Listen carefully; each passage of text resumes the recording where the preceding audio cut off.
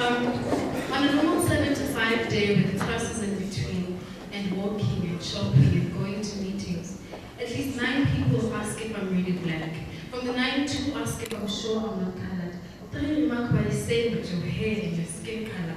1 asks if I'm really sure. And the remaining 3 would conclude that it is probably a long story I wouldn't just tell an or passerby. On other days I forgot to mention, I'm asked why I have Nguni names when I'm from Dawu. To at least know where you guys came from before you settled in Dawu.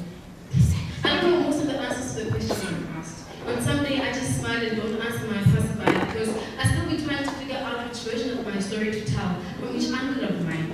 Sometimes I wonder if I should go with my dad's story volume 3 over his older brothers because that one has 12 volumes and it is not saved. He's probably just as lost and confused. On long days though, I go with my dad's younger brother's story because it's a short story, composed of an I don't know and full stop.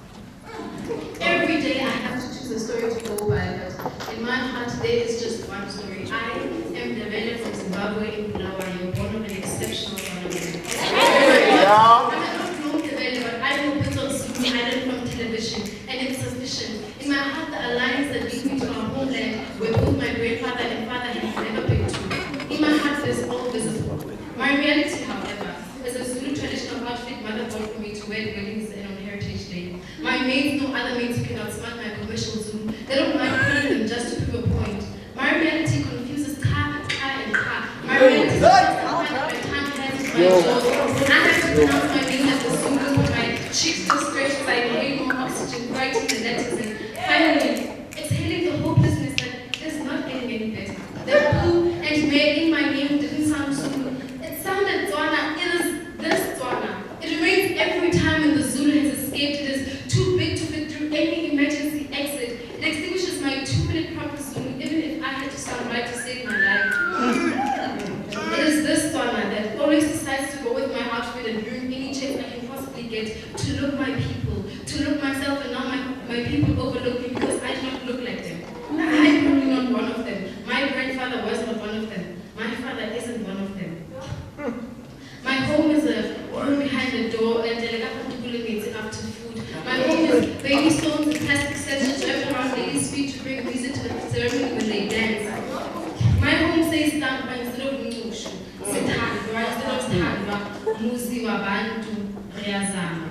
My home is proud. It uses 2 left feet to dance carelessly on top of its broken Zulu. My home doesn't care if this language is like eggs and fragile. My home works softly.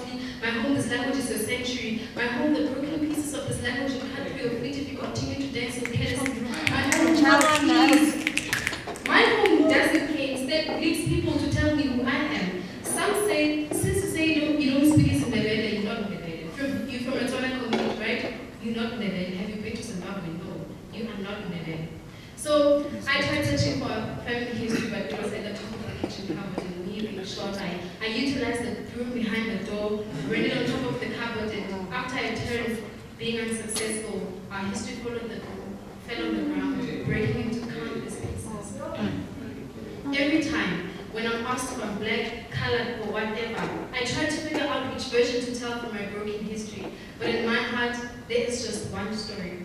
I am the Vele from Zimbabwe in Bulawayo, born of an exceptional Tswana.